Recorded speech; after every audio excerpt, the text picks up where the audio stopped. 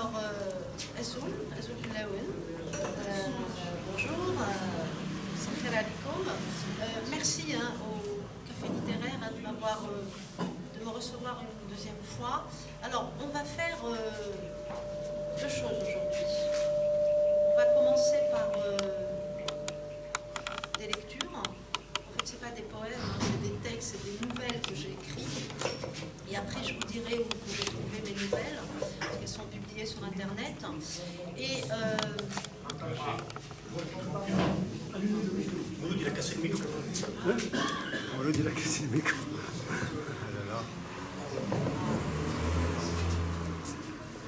Et puis, ah, c'est mieux. Ah oui. Donc, il y aura des lectures. Et bien évidemment, je vous expliquerai tout à l'heure pourquoi j'ai fait le choix de lecture et pas d'une conférence autour de débats d'idées. Et c'est un exercice qui requiert de l'attention et beaucoup de patience. Et du coup, je vous invite à faire cet effort. Et je vous expliquerai pourquoi ces lectures tout à l'heure. Et après la lecture, vraiment, c'est pas une conférence, mais c'est juste quelques idées. Je vous expliquerai pourquoi j'ai fait le choix de la littérature et quel est l'intérêt de la littérature. Voilà. Donc, j'ai demandé à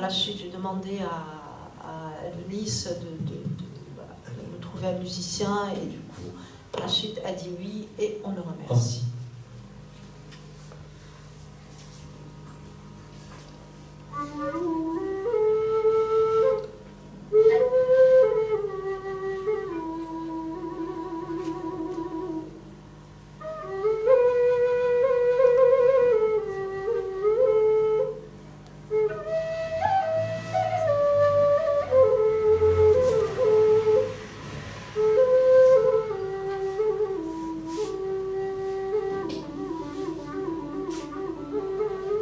Ce matin maudit, la clé. Où as-tu laissé la clé de la porte de la maison de tes commencements?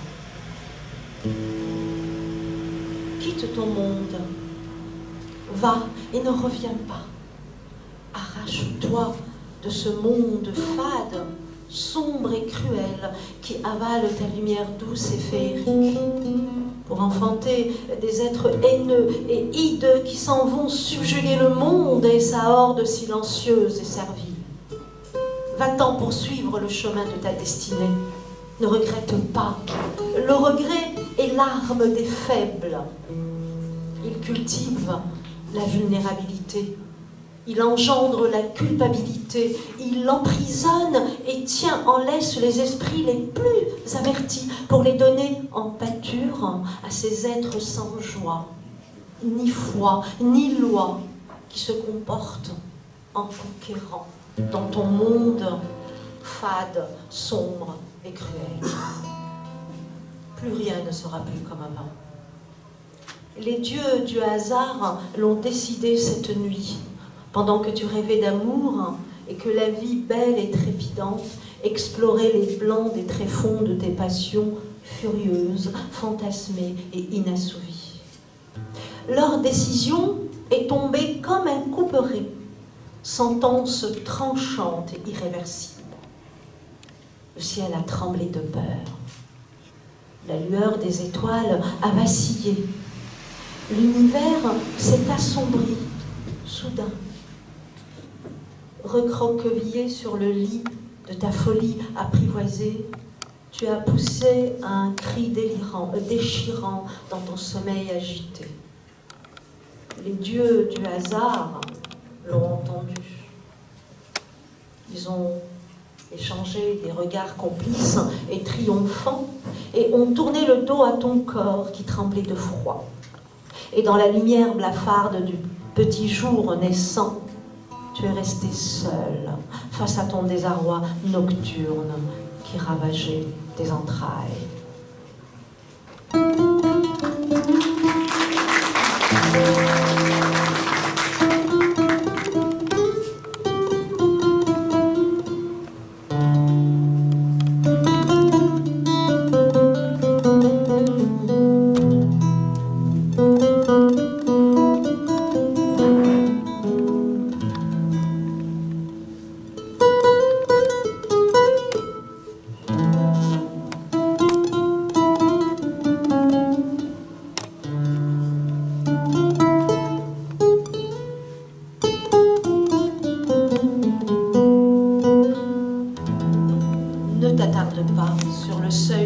maison de tes commencements, ce lieu maudit, déserté par les anges de la bénédiction. Lève-toi de ton lit, brise les chaînes de ta prison et n'emporte rien avec toi.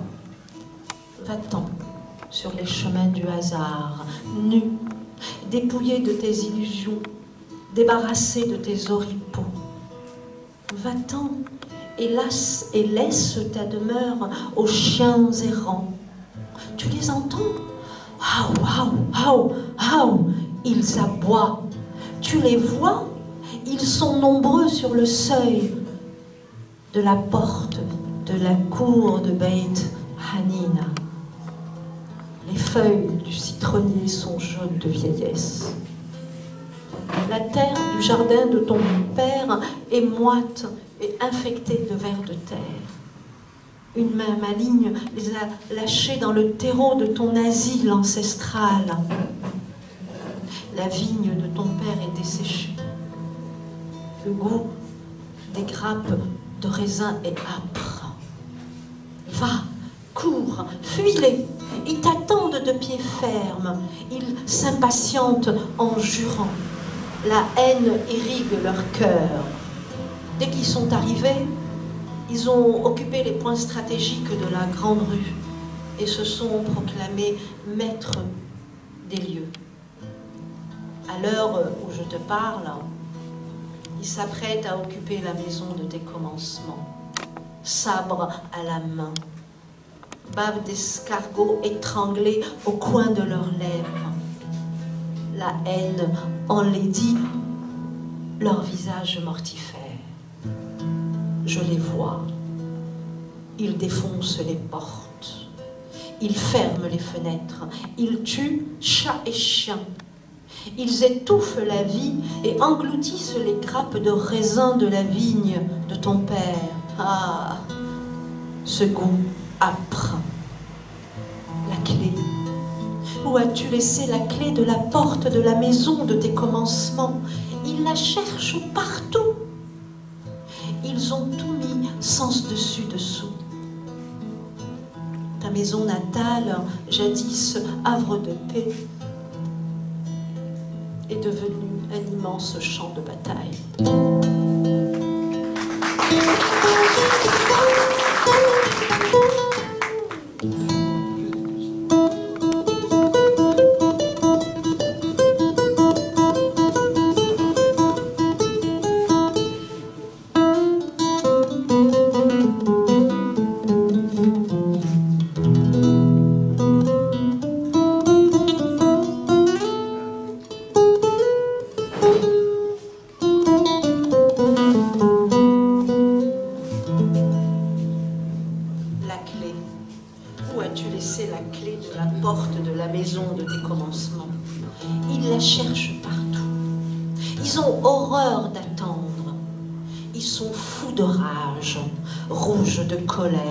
Jaunes d'impatience, je les vois, ils hochent leur tête, ils frottent leurs mains, ils balancent leur corps, ils gesticulent dans tous les sens.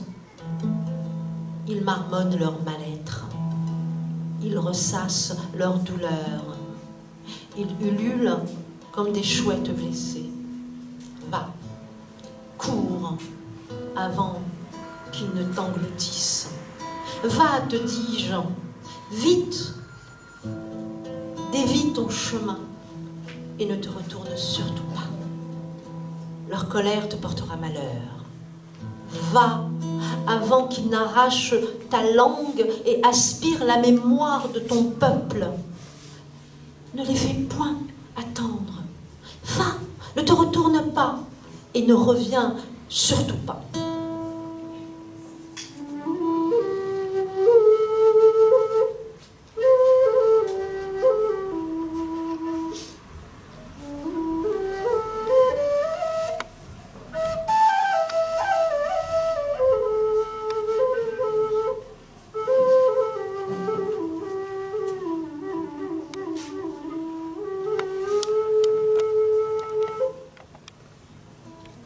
Dès le lever du soleil, fermé le portail de la maison de mes commencements et je m'en suis allée, tournant le dos à ceux qui m'attendaient. Ils t'attendent au coin de la grande rue, susurrait la voix aurorale, alors que j'entamais ma marche vers le pays de l'exil. Ce lieu sans adresse, ni sépulture, où nul ne pouvait me trouver, ni m'atteindre, ni me déloger. Ceux qui m'attendent, qui sont-ils? Que me veulent-ils? Pourquoi occupent-ils la maison de mes commencements? Mes questions sont restées en suspens. Je suis partie. Nul ne pouvait me dire d'où venaient les êtres qui tuent la vie et assassinent l'espoir. J'ai longtemps marché. Et pourquoi notre maison? Cette question taraudait mon esprit. Elle a longtemps cheminé dans ma tête au rythme de mes pas qui avançaient lentement vers le royaume de l'exil. J'ai cheminé, debout, assise, accroupie, allongée, mais je n'ai pas dormi. Je suis restée éveillée, attentive au moindre bruit. Je voyais des signes partout, signes d'un retour improbable. Je n'ai pas mangé. J'avais le ventre plein de souvenirs de ma maison natale. Je n'ai pas bu. L'espoir de revenir un jour dans la maison de mes commencements, boire à la source ancestrale, attisa ma soif.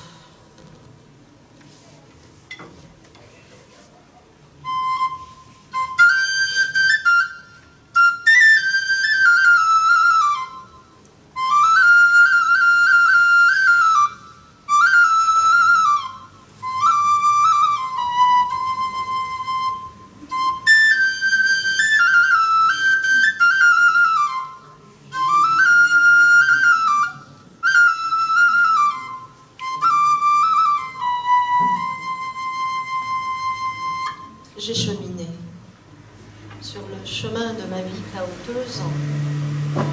J'ai bravé les interdits et j'ai exorcisé les malédictions des dieux du hasard qui me collent à la peau et rôdent autour de mon âme vieillie de 1000 ans. J'ai marché une éternité, la nuit sous une lune morte, le jour sous un soleil de plomb, parmi les champs saturés de silence et les maisons vides, ouvertes aux aléas de l'histoire. Durant ce périple périlleux, le voyage m'a paru long, très long. Le soleil est tombé et je n'ai pas arrêté de marcher. La lune a accouché de merveilleuses petites étoiles et j'ai continué à marcher. J'ai marché plus loin que le coin de la grande rue. Loin, très loin, laissant derrière moi mes attaches et la clé de la porte de la maison de mes commencements. Maintenant que je suis partie, et que j'ai abandonné la maison que mon arrière-grand-père a construite pour mettre à l'abri sa famille, pourchassée par les soldats vaillants du nouvel ordre qui s'imposaient dans le village à coups de fusil et de sabre, où vais-je me réfugier? Dans quel coin du monde mes pas qui tremblent de peur et pleurent de tristesse et de regret me conduiront-ils? Loin de ma maison natale, lieu de mon salut. Où? Je venais d'avoir 12 ans. L'innocence et l'insouciance juvéniles venaient de tirer leur révérence. Et je suis restée seule pour affronter mes démons, seule à cheminer au bord de l'abîme, seule à porter le lourd fardeau de notre histoire tragique, seule à défier les ombres errantes débordantes de malédiction, seule à scruter la part obscure du monde, seule à m'enivrer d'amertume et de solitude, seule à vivre de l'espoir du retour dans la maison de mes commencements, seule à transformer la folie en liberté créatrice dans le terreau de mes illusions où le vent d'automne a enfui des graines vagabondes. Et à l'aube de l'éternité, des herbes folles sèmeront l'espoir du retour dans la maison de mes commencements, seule.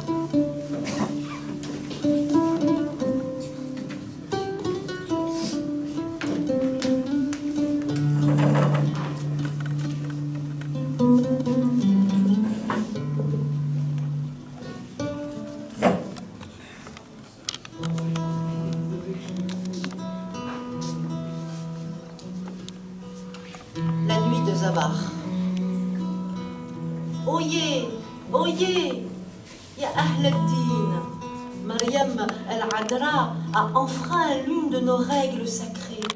Malheur, ô gens pieux, Mariam la Vierge nous a déshonorés. Ô hommes de bien, allons mettre en route l'ordre moral. Gardiens de la moralité, nettoyons nos vies. Débarrassons notre existence de cette créature satanique. Ô croyants, purifions notre descendance. Adoucissons la colère d'Allah. Sa fureur gronde. Yallah, Yallah. El Elohim gronde. Son mécontentement retentit au-delà des mers et des océans. Le Seigneur crie, il sermonne. Ô gens de bien, ce soir, venez, venez nombreuses et nombreux devant la maison de Silhousin, le vieux pieux, l'adorateur d'El Elohim. Gens de peu et gens de bien, venez assister à la punition divine. Venez et vous serez récompensés dans l'au-delà, au pays des eaux guérisseuses, des forêts de jade, de la grâce illuminée, du jardin des délices jonché d'orchidées pourpres, d'asphodèles et de narcisses odorantes. Sur les hauteurs de ce lieu paradisiaque, des créatures de rêve donnent naissance à des anges écarlates brillants de beauté. Venez ce soir à 18h pimpante. Venez et soyez nombreuses et nombreux. Moshu, l'ancien tolard, converti en crieur public, propagea la nouvelle partout. Dès l'aube, il fit le tour du village. Il alla de maison en maison, de ruelle en ruelle, et partout où il passa, il délivra son message avec force et conviction.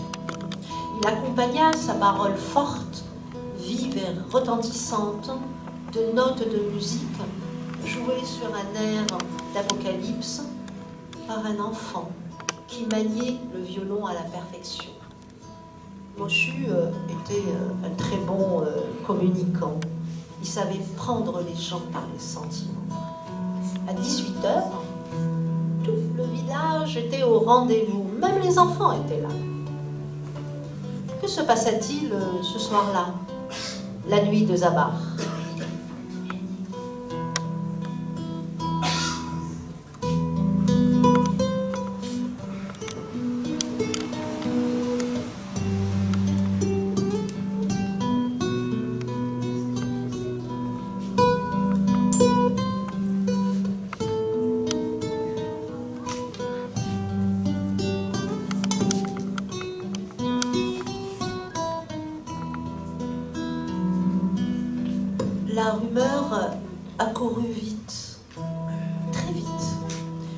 voilà plus de 2 mois qu'elle cavale à tout vent.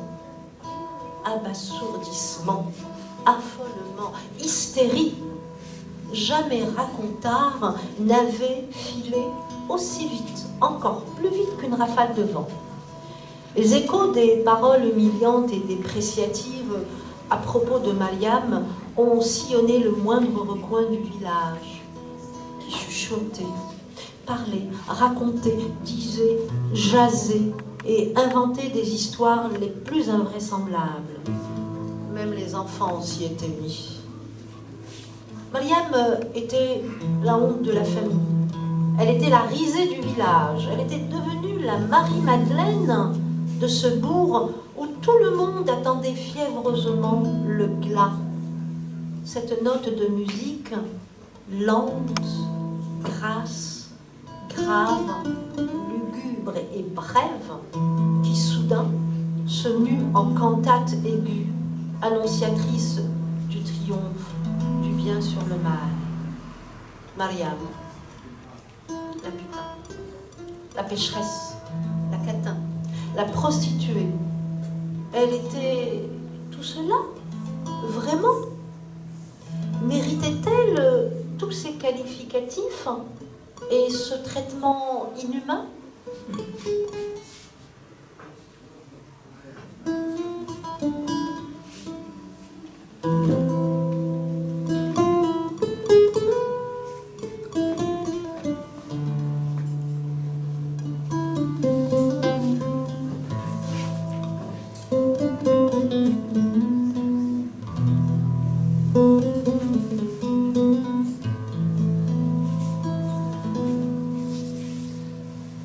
Méritait-elle tous ces qualificatifs et ce traitement inhumain? Oh que oui! Car aux yeux des villageois et des villageoises, elle était bien et belle une putain, une pécheresse, une catin, une prostituée, une zania, une yillis al-haram, car elle allait donner naissance à un enfant illégitime. Elle était la lionne de Satan qui vivait dans l'antichambre de la demeure du diable. Elle était une méchante sorcière qui s'habillait en peau de serpent et chuchotait à l'oreille de Satan. C'est elle qui osa défier l'autorité de celui qui se proclamait le maître de tout. C'est elle qui croqua la pomme rouge, le fruit interdit. C'est elle qui fut à l'origine de la déchéance de l'humanité. C'est encore elle qui incita Adam à profaner l'arbre de la connaissance, l'entraînant sur les chemins de la désobéissance et de la dissidence. Et c'est par sa faute que les femmes enfantent dans le sang et dans la douleur. L'on raconte partout que son vagin est un lieu de prolifération des forces du mal. Il paraît que lorsqu'il s'ouvre aux hommes, il laisse échapper une colonie de petits démons sombres et bruyants, dévoreurs de l'énergie et de la virilité masculine. Mariam était une vierge diabolique et tentatrice. Elle était cette femme diablesse par qui le serpent instille son venin dans le cœur des hommes. Elle était un être imparfait, dénué d'intelligence et de bon sens. Elle était tout le mal dont souffraient ses pères, perclus d'inhibition et d'angoisse. Un jour, saura-t-elle racheter ses péchés?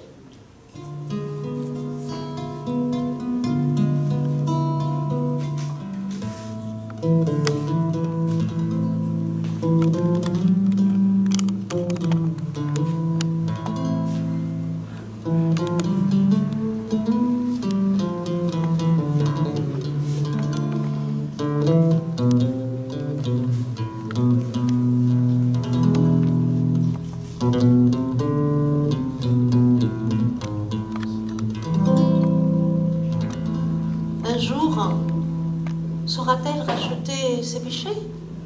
Oh que non. Sa réputation de femme aimant jouer d'un cube à l'heure de la nuit câline était bien entamée. Mariam était désormais marquée au fer rouge dans les petites têtes de cette horde de villageois et de villageoises qui ne pesait pas plus lourd qu'une plume d'oie. Nul ne pouvait effacer ces traces de souillure moisie qui nourrissaient les esprits incultes et vils de cette petite société imbue de superstition. À longueur de journée, on l'a vitupérée, on l'a pointée du doigt, on déversait à son sujet des tonnes de phrases, de mots, de soupirs, d'accusations, de qualificatifs, de mensonges qui la diabolisaient. On débitait une avalanche de firestorm et une montagne de « que Dieu nous préserve ». En l'espace de quelques jours à peine, Mariam la douce, la gentille, la téméraire, la dévouée était devenue, aux yeux des hommes et des femmes de ce village qui se laissaient glisser sur la pente de la folie destructrice, une ennemie à abattre à tout prix. Elle était leur bouc émissaire, elle était leur souffre-douleur, elle était la mauvaise herbe dont il fallait se débarrasser, coûte que coûte. Et qui osa lui jeter la première pierre? Son père, Tilhoussine, le vieux pieux, l'adorateur d'El Elohim. Et qui osa creuser sa tombe?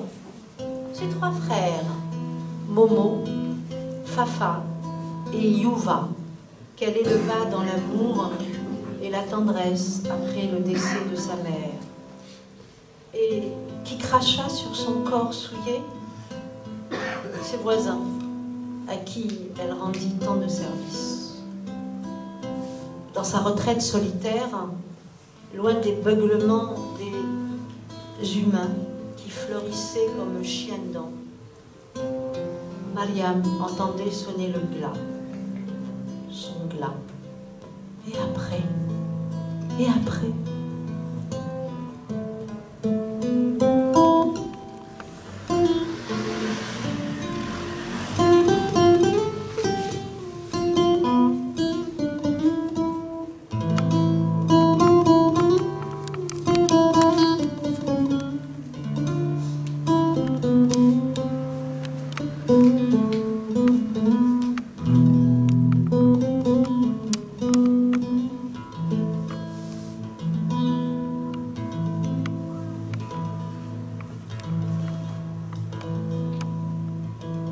Durant la veille de la nuit de Zabar, à minuit pile, alors que les femmes entonnaient des airs glorifiant le pouvoir souverain du mal, pendant que les hommes revendiquaient leur droit à la vengeance, un homme géant, aux cheveux longs et blancs, aux yeux rouges vermillons, au visage gros comme un melon, aux bras noirs comme goudron, surgit du ciel.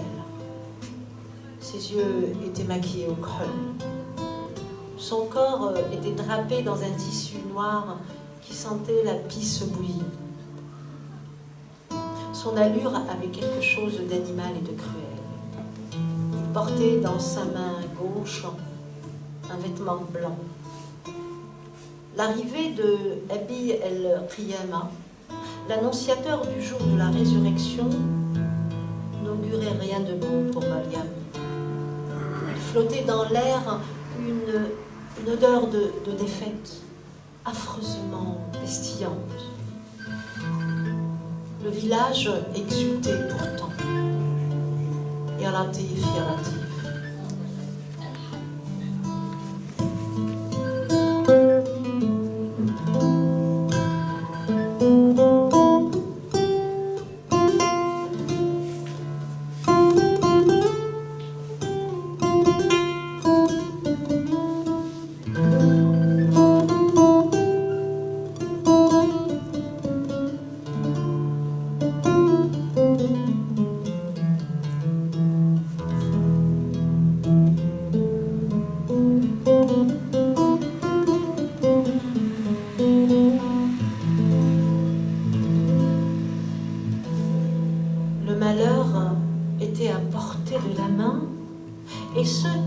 s'en emparèrent, en firent mauvais usage.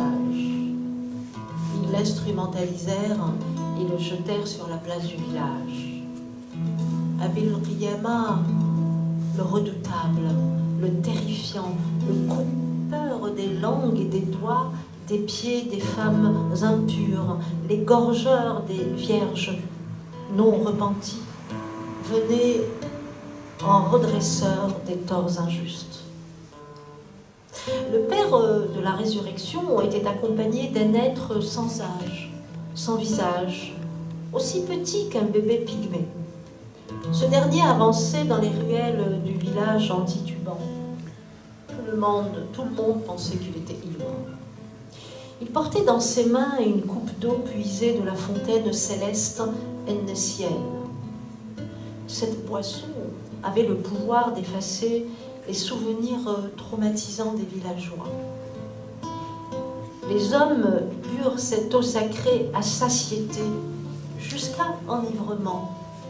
Et lorsque les femmes voulurent y goûter, on les en empêcha, sous prétexte que cette boisson rendait celles qui étaient fertiles infécondes.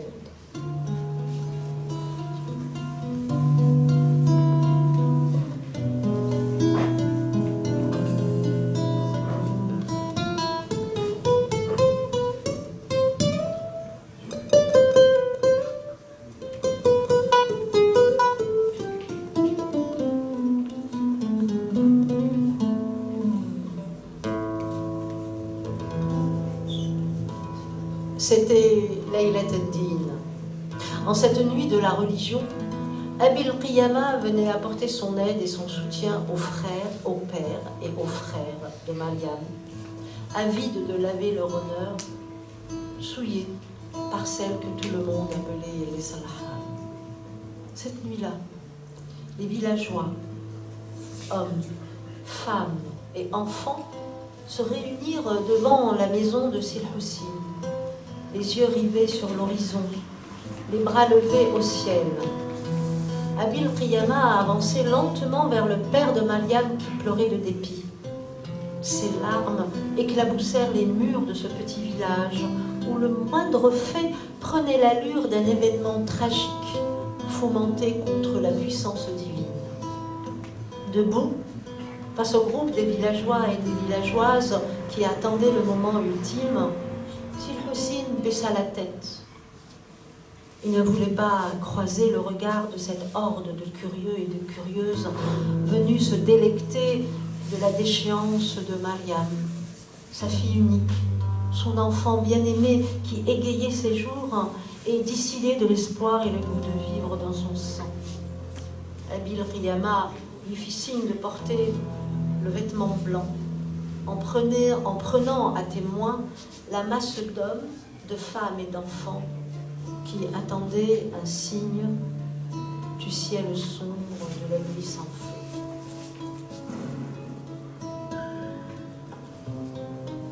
Silhoussine releva la tête. Son regard était tantôt fuyant, tantôt sombre. Il aurait tant voulu disparaître pour échapper à ce supplice qui le faisait souffrir. Il pleura, demanda pardon à sa défunte femme et récita un texte que personne ne comprenait, y compris Abil Qiyama qui prétendait tout connaître, absolument tout. Il hésita une fois, il hésita deux fois, il hésita encore une fois. La foule grognait. Silhoussine ignora les grondements des villageois et hésita encore et encore. Au moment où la lune commença sa descente dans le ventre du soleil, il prit son courage à deux mains et demanda à ses trois fils de ramener leur sœur. Ces derniers étaient fous de rage, ils écumaient, ils étaient fous furieux, ils écumaient de rage, ils broyaient du noir. La demande du père les calma un tant soit peu. Ils allaient enfin avoir leur revanche. Ils allaient faire taire les langues fourchues qui ne cessaient de baver. Là, Sur l'autel de cette maison, où la réparation allait avoir lieu, les trois frères allaient exulter enfin. Ils iraient l'allure fière au milieu de la foule vitupérante. Les hommes criaient « Intiqam », les femmes répétaient « Vengeance », les enfants hurlaient « On n'a pas bu, on n'a pas mangé, on a faim, on a soif, à manger la chair de notre Vierge, à boire le sang de notre butin. » Le ciel, masqué par un voile gris-noir, était sur le point de déverser sa hargne millénaire. L'orage s'annonçait redoutable. Colère divine, engloutissement de Mariam. Elle était si jeune pourtant, elle était si aimante. Qui oserait dire le contraire? Qui?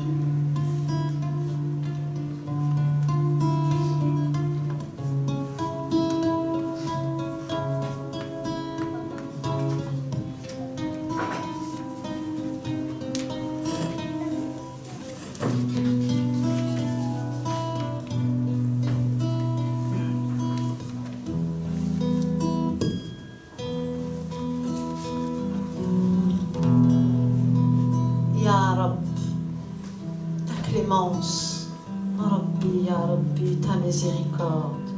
El Elohim, ya El Elohim, ta bénédiction, Seigneur, mon Seigneur, Ave Maria. Murmurait la suppliciée alors qu'elle venait d'être prise au dépourvu. Lorsqu'il la vit sur le seuil de la porte de la maison familiale, le père se remit à pleurer. Il sanglotait. Il aimait tant sa fille, il l'aimait tendrement. Si ce n'était elle, il ne serait jamais parvenu à faire le deuil de sa défunte femme dont il était follement amoureux. C'est elle qui l'aida à élever ses trois garçons, Momo, Fafa et Louva. C'est encore elle qui réussit à maintenir l'unité de cette famille frappée par le sceau de la malédiction du souverain suprême. En voyant la foule rassemblée devant la maison familiale, Mariam comprit que le moment ultime était arrivé. Elle se rappela alors des prières de sa grand-mère Sarah et murmura « La lumière gît dans les confins des ténèbres, n'est-ce pas? Allah, ya Allah, j'implore votre protection. Seigneur, mon Seigneur, je vous offre ma pureté. Envoyez-moi l'ange rédempteur pour qu'il me sauve, ya El Elohim. Votre clémence, Seigneur, ya Allah. Votre compassion, El Elohim, Allah, Seigneur, Ave Maria. Le père entendait les supplications de sa fille. Chaque mot prononcé agissait comme une balle tirée à bout portant dans son corps tourmenté. Il avait honte d'être là, parmi ces hommes et ces femmes, participant à la lapidation de celle qui l'aida à surmonter tant d'obstacles. Hussein n'osa pas regarder sa fille dans les yeux. Comment faire face à celle à qui il avait prédit une vie couronnée de succès et de bonheur? Comment contribuer à l'anéantissement de celle dont le nom revenait sans cesse dans ses prières, ferventes et pleines de grâce et de miséricorde? Comment?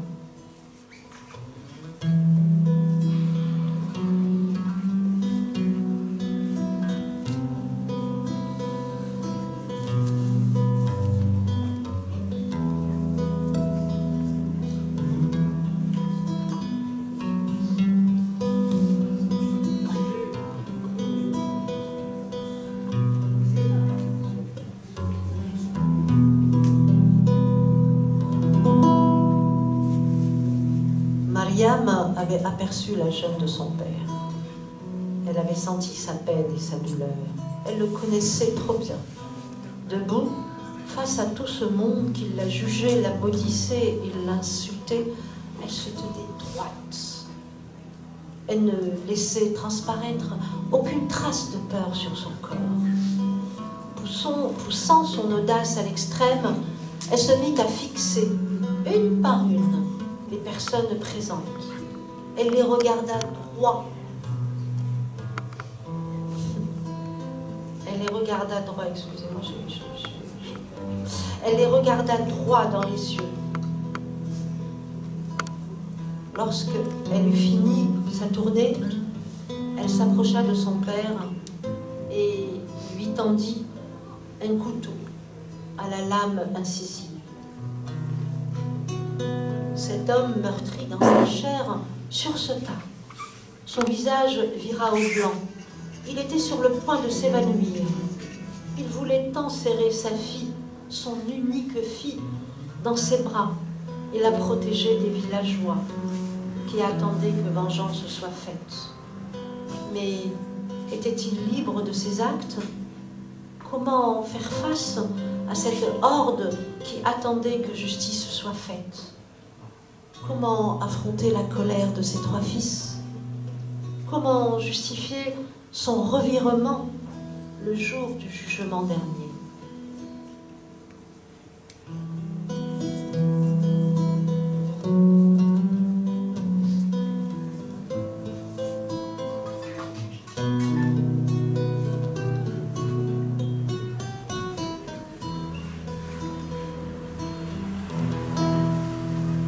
La nuit sans amarre, coincée.